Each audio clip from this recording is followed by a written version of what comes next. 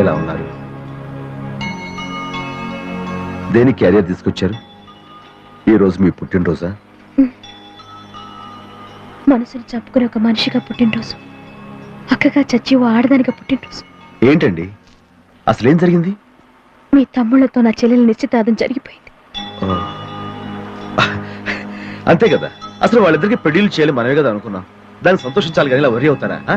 భలే వరే. రండి కూర్చోండి, భోజనం చేసి తీరిగ్గా మాట్లాడుకుందాం. క్యారియర్ విప్పకుండానే వాసన గుమగుమలాడిపోతున్నాయి. ఏం తెచ్చారేంటి?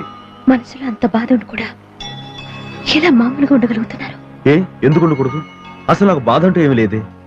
చూడు దేవి, నిజంగా మనం వాళ్ళు ప్రేమించే వాళ్ళమే అయితే వాళ్ళ నుంచి మనం ఏమీ కోరుకోకూడదు. వాళ్ళు ఇలా ఉండాలి, ఇది చెయ్యాలి అని ఆశించినప్పుడే మనకి నిరాశ ఎదురవుతుంది.